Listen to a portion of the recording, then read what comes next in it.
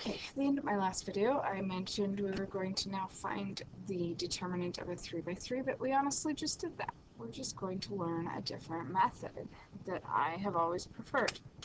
So here's our matrix, and if we want to find the determinant, this other method, we take the first two columns and we write them again.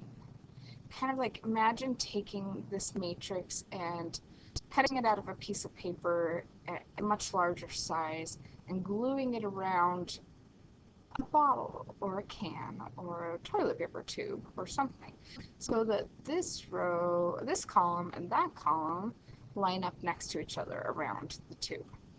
So that's what this accomplishes, is by writing the two columns, first two columns after the third column. We're just connecting the beginning to the end, which allows us to do multiplying diagonals all the way around.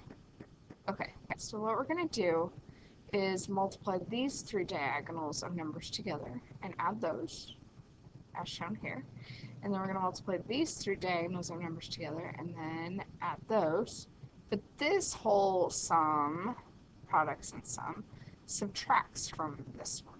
So these are shown as all pluses, these are shown as all subtracting. You can do these individually subtracting. You can find this number and then find that number and subtract the two numbers like you do with a 2 by 2.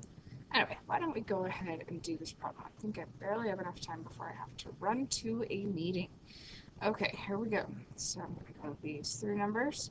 So 3 times -1 times 4.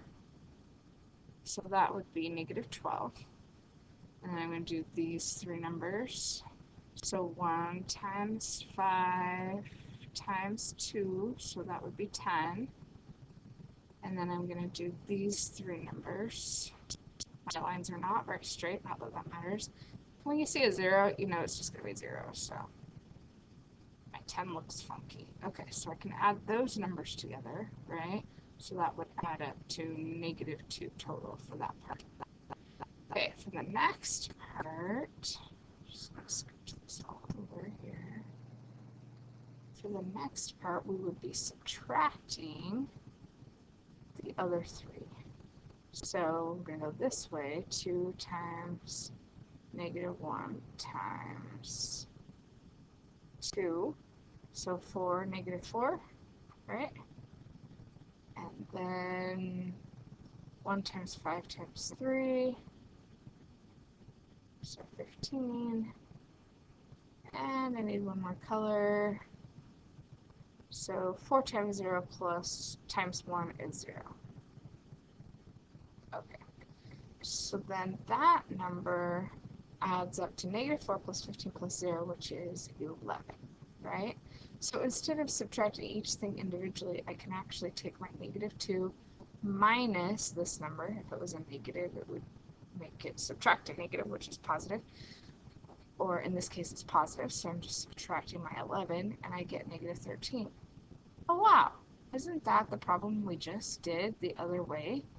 I don't know about you, but I usually like this method better. I feel like it seems less confusing and more just straightforward. So I hope you agree. But if not, you can always use the other way. So, okay. Let's see. This is where we get to start learning about Kramer's rule. And I feel like this deserves to have its own video. I probably should have just kept all of the determinant stuff together, but I didn't because I wanted it to be shorter to process. So we will look at this in just a second. But basically what we're going to do is find 3 determinants, and then we divide them, the determinants from each other, and we will get answers. So it's a pretty cool way it works.